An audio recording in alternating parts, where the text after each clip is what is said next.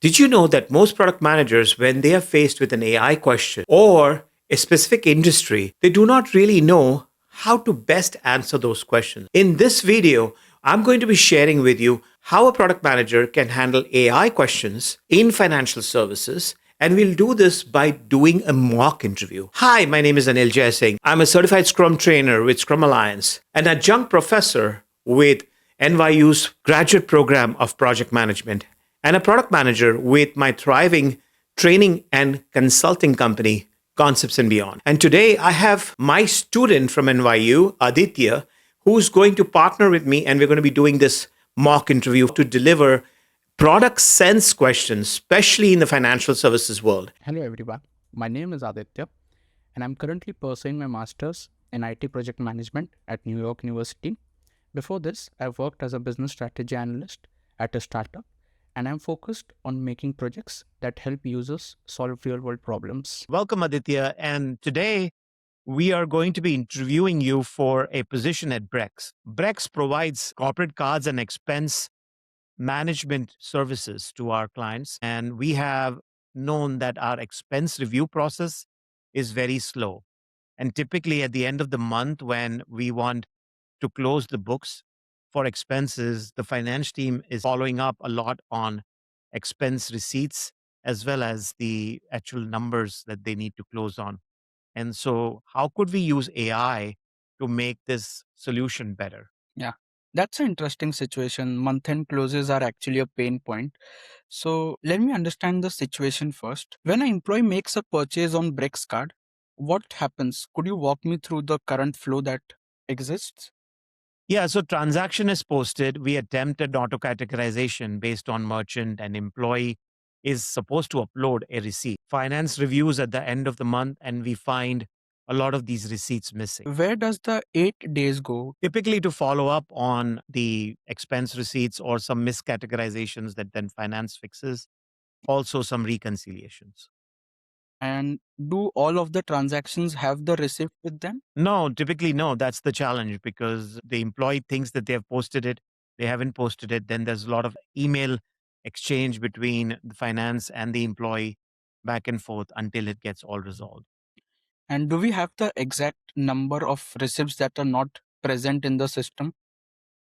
About 40% of the transactions don't have receipts. What I can think of is that the process is probably not the problem. It's the employees that are not compliant to the process of uploading the receipts. So that is what I feel is kind of hindering the overall performance of the finance team. Employees are also very busy, Hmm. and in many cases, they think that they've actually put in the receipts. Sometimes even the receipts that they've put in might be wrong or might have not been up to the standards of what we want the receipt to look like. So there's the CR stuff might not work, or maybe the photograph might not come out really well. So what I can think of here is that the process has to be made a little more simpler. And as you said, there is already a OCR that exists. So is there something that a AI feature that we are already using in the overall system that we have?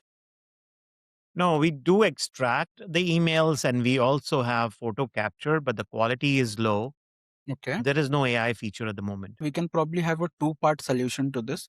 First is a intelligent nagging system, and second is a AI assisted image capturing system. What I think is that the current process needs employees to upload pictures, and usually what happens is that after a certain time that they have the receipts with them, they might just forget it, and at the end of the month the entire finance team is running behind them to get back the receipts, which they might probably not have.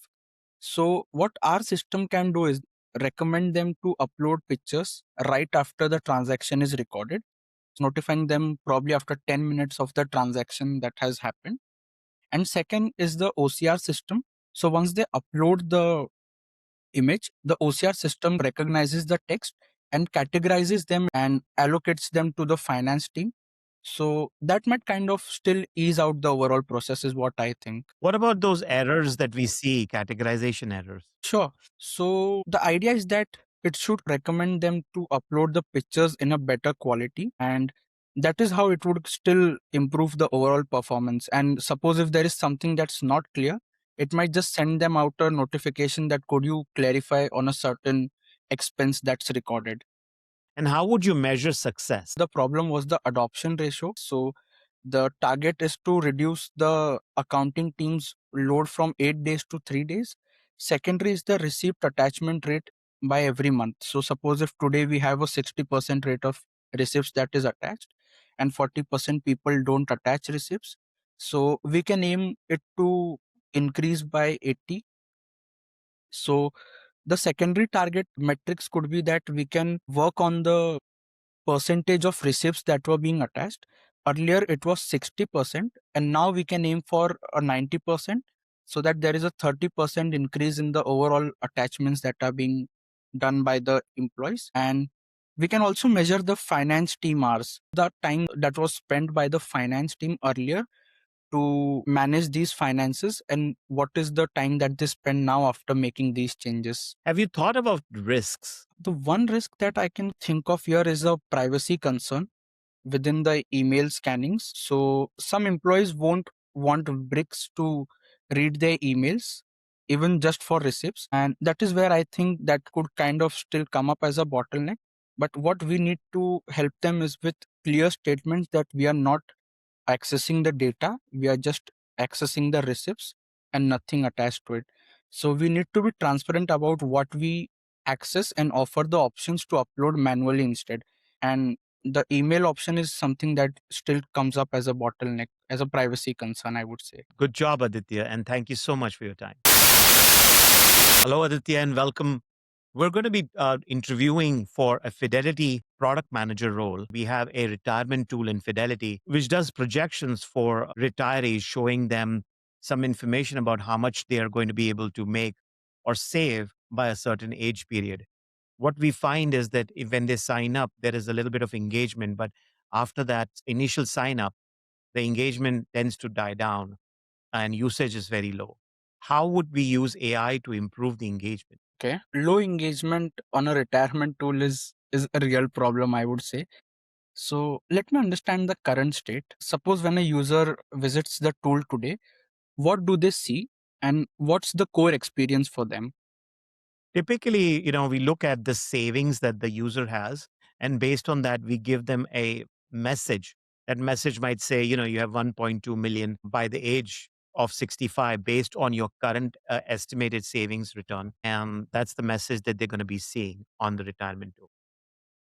And the user visits once and doesn't return.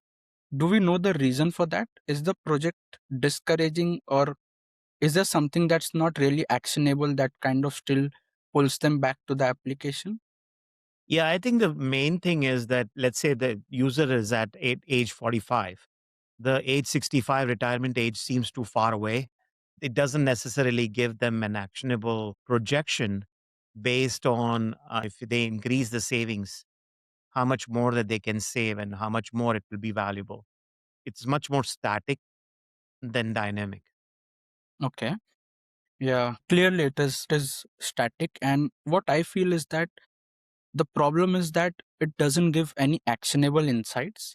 And also, it is not something that is motivating them to take actions.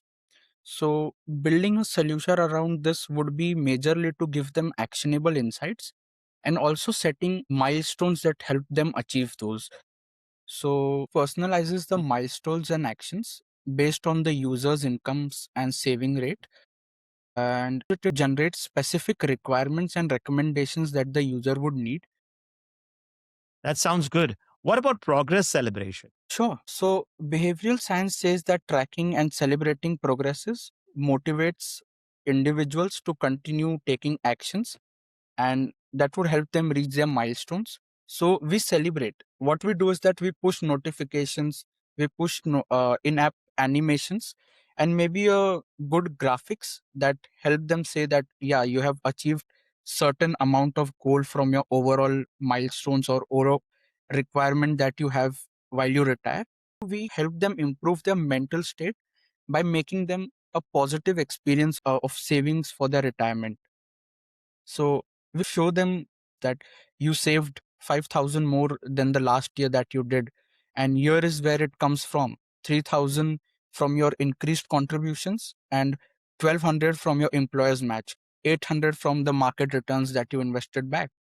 So that is how we improve their mental game. That makes sense. So, how would you increase the visit frequency? Um, Sure. So two mechanisms work here. First is the milestone proximity. So when you're close to a milestone, we can send them a notification that you are $800 away from your 100K milestone that you have set. And second is the monthly check-ins, where we prompt users to review their progress monthly with a personalized summary. So what we say them is probably like a notification that says that March retirement update, you have saved $2,100. You are on track to hit your milestone by the next July. So this encourages them to frequently visit the application and see what's their current progress. how would you measure success? Okay. So what I think of success in this application particularly is the percentage of the total users with the retirement amount and how many of them visit every week or every month from wherever the current baseline is to probably 10 to 30% more by the next year. So suppose if there were 100 users that checked monthly, we aim at 300 users checking monthly. Just a rough estimate, not from the real data. And secondary is the savings rate changes. So as we start pushing notification to individuals, is there a significant change that they have made the way they start saving, or are they still continuing? So if they're making changes, that means that our recommendations are really worth the input that we provide them. So that is another metrics that can be calculated. And the third is the long-term retirement readiness. So are the engaged users more likely to be on track for their retirement than the non-engaged users? So the people who are following our notifications, our recommendations, are they on track to meet their requirements either before time or on time compared to the ones that are not engaging? So that gives us an idea of, are we on the right track of recommending them with the right solution? And do you see any risks? Sure. The one risk that clearly comes up as we are over optimizing for engagement at the expense of accuracy.